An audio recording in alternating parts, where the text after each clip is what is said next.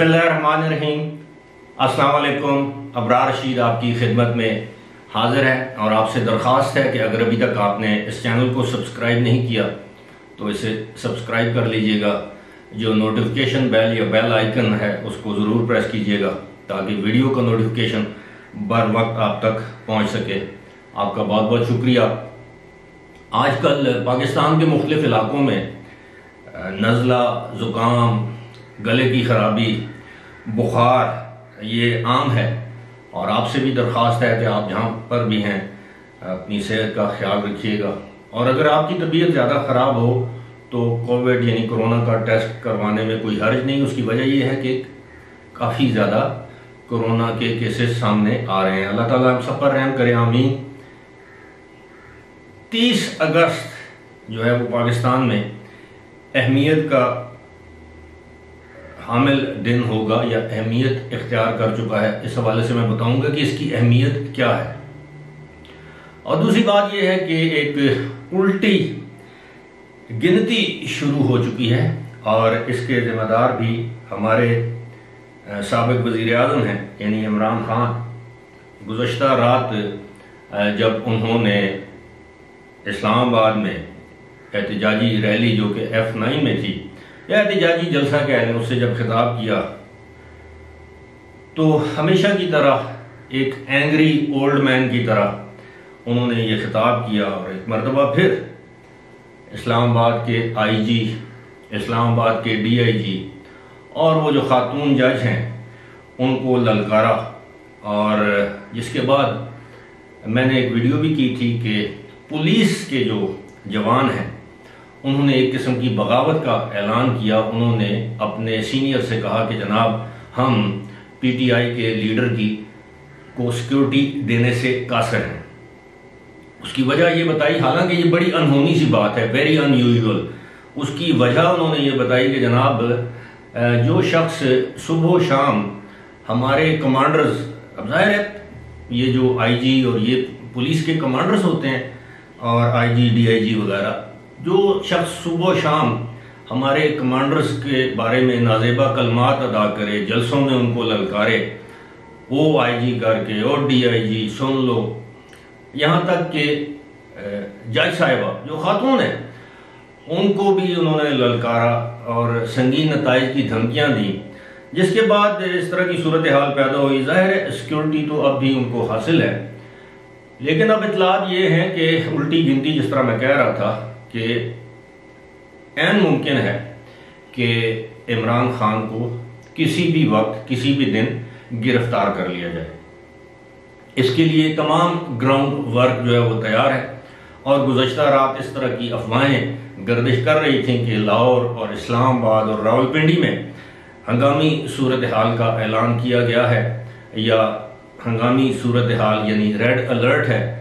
Social media पर इस तरह की खबरें गर्दिश कर रही थी, लेकिन मेरे इल्म में नहीं है कि इसमें कितनी सदाकत है या नहीं। आजकल तो ये है कि पुरानी तस्वीर जो है वो फौजी ट्रकों की या फौजियों की ट्रकों में बैठे हुए वो पुरानी तस्वीर भी लगा देते हैं। सोशल मीडिया आपको पता है।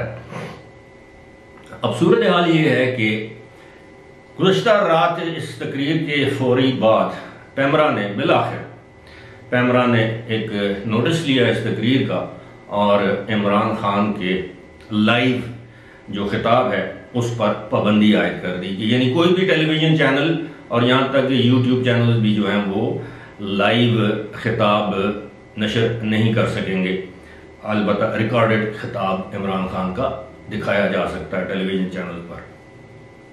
थोड़ा सा अगर आपको मैं पीछे लेकर जाऊं तो चंद साल पहले, शायद 2016 की बात है, अगर आपको याद हो तो इसी तरह MQM के जो बानी हैं अल्ताफ हुसैन, उनकी भी लाइव तकारीर पर पाबंदी आयद की गई थी। उसके बाद कुछ लोग अदालतों में गए, लाहौर हाई कोर्ट ने फिर उनकी तमाम तकारीर पर पाबंदी आयद कर दी। फिर वो एक तकरीर हुई, अगर आपको याद हो, जिसमें उन्होंने पाकिस्तान मुखालिफ अदारों के खिलाफ नारे वगैरह लगाए या लगवाए, जिसके बाद MQM पर पाबंदी लगा दी गई। अल्ताफ हुसैन का नाम लेना मेन स्ट्रीम मीडिया पर, अखबारात में उसको ममनू करार दिया गया। तो ये बात आपको बताने का मकसद ये है कि ये पहली ये सीढ़ी है या पहला स्टेप आप समझ लें कि इमरान खान के लाइव खिताब पर पाबंदी आयद की गई है। हम सब जानते हैं कि अगर इमरान खान को मीडिया से दूर कर दिया जाए तो ये एक लिहाज से उनके नैरेटिव बयानिए की सियासी मौत है। इमरान खान अगर आज जिंदा हैं तो वो मीडिया की वजह से, आपको याद होगा 2014 के धरनों में 24/7 जिसे हम कहते हैं, 24 घंटे जिस वक्त उनका दिल करता था वो खाली कुर्सियों से खिताब कर रहे होते थे, लेकिन हदायत थी कुछ इदारों की जानिब से कि इनकी तकारीर आपने दिखानी है, चाहे वो खाली कुर्सियों से खिताब कर रहे हो, लेकिन आपने खाली कुर्सियां नहीं दिखानी, आपने उनका खिताब दिखाना है। वो रात को 12 बजे खिताब कर देते थे, सुबह 4 बजे, दिन के 2 बजे, कोई वक्त नहीं था। तो मीडिया ने ही इमरान खान को इस लेवल पे पहुंचाया, लेकिन उसके पीछे भी बहुत से अवामिल कार फरमा थे। अब सूरत हाल ये है कि इमरान खान के ऊपर ये पाबंदी आयद की गई है। अब कहा यह जा रहा है कि यूट्यूब जो बतौर अदारा उससे भी ये दरख्वास्त की जाएगी या एक मुतालबा किया जाएगा कि जनाब ये जो इंसाइटमेंट टू वायलेंस है, अदारों के खिलाफ तकरीर करना, ये यूट्यूब की जो कम्युनिटी पॉलिसी है उसके खिलाफ है। तो लिहाजा यूट्यूब इस तरह का जो कंटेंट है अगर कोई अपलोड भी करता है तो उसको वो डिलीट कर दे, रिमूव कर दे। तो जब अगर यूट्यूब पे इस तरह की बातें सामने नहीं आएंगी तो डेफिनेटली फिर वो जो है वो झाग बैठ जाएगी। इसी तरह ट्विटर पे भी अभी क्रैकडाउन किया जा रहा है। उनकी जो सोशल मीडिया टीम है, SMT जिसे कहते हैं, PTI की, बहुत से लोग अब सामने आए हैं। कोई एक नवीद नामी नौजवान है जिसने जनरल बाजवा की यूक्रेन वाली तकरीर को लंदन में तकरीर बना के पेश किया और बिलाखिर इकरार कर लिया। और भी बहुत से लोगों पर क्रैकडाउन जो है वो जारी है।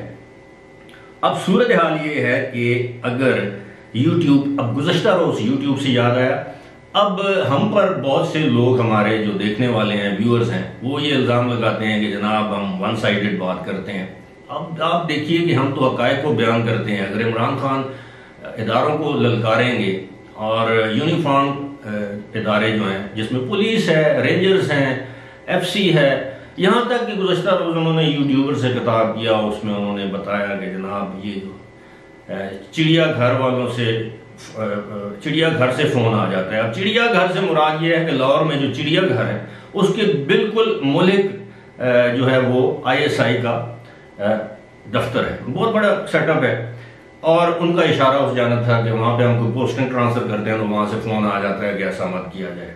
अब ISI का वो बराह रास्त नाम लेना शुरू कर चुके हैं। पहले वो mister X, mister Z, mister Z कहते थे, माफ कीजिएगा। तो इसके बाद अब इदारों ने ये सोच लिया है कि जब ये जो आपका नज़ला है ये नाक से टपक कर आपके मुंह में जाना शुरू हो तो यकीनन आप इसको साफ करते हैं। और जब लाडला बच्चा आपकी गोद में बैठकर आपका मुंह नोचना शुरू कर दे तो फिर आप उसको हाथ से झटकते हैं या फिर आप उसको अपनी गोद से उतार कर दूसरी तरफ बिठा देते हैं। गोद से तो उतार दिया गया है उस लाडले बच्चे को।